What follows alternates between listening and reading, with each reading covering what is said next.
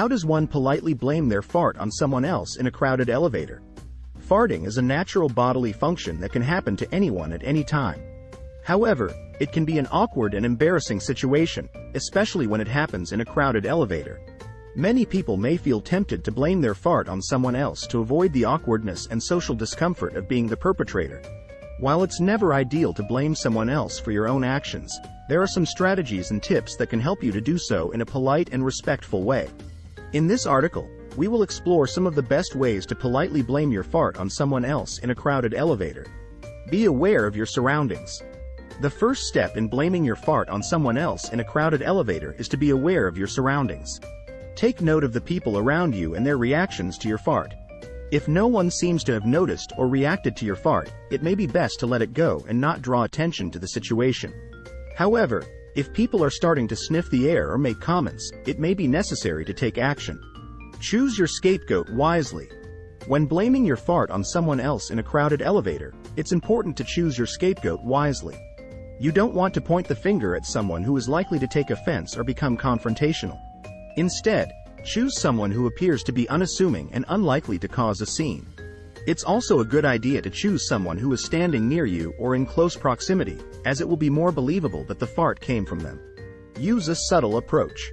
When blaming your fart on someone else in a crowded elevator, it's important to use a subtle approach.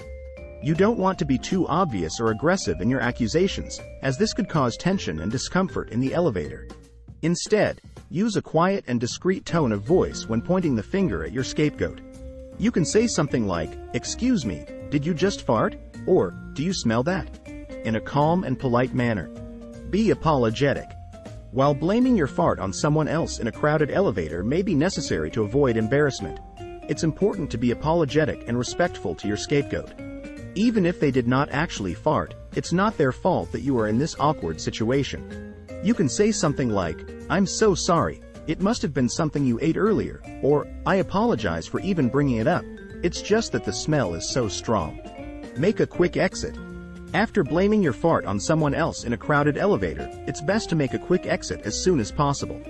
This will help to diffuse any tension or discomfort in the elevator and allow everyone to move on from the situation.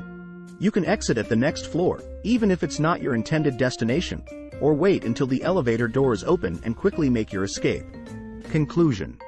While blaming your fart on someone else in a crowded elevator is not an ideal situation, it can be a necessary strategy to avoid embarrassment and social discomfort. By being aware of your surroundings, choosing your scapegoat wisely, using a subtle approach, being apologetic, and making a quick exit, you can effectively and politely blame your fart on someone else in a crowded elevator.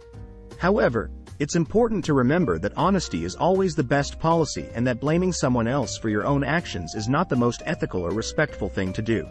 It's better to own up to your actions and apologize, if necessary, rather than shifting the blame onto someone else. It's also important to remember that there are certain situations where blaming your fart on someone else may not be appropriate or necessary. For example, if you're in a professional setting or meeting, it's best to just apologize and move on rather than trying to shift the blame. In some cases, blaming someone else for your fart may even be considered harassment or bullying, so it's important to use good judgment and common sense when deciding whether or not to blame someone else for your fart. In addition, there are other strategies that you can use to avoid farting in a crowded elevator in the first place. One of the most effective strategies is to be mindful of your diet and digestive health. Eating a healthy and balanced diet that's high in fiber and low in processed foods can help to keep your digestive system running smoothly and reduce the likelihood of farting. Drinking plenty of water and staying hydrated can also help to keep your digestive system functioning properly. Another strategy is to be mindful of your position and clothing when in a crowded elevator. Avoid wearing tight-fitting clothing that can restrict your movement and put pressure on your abdomen.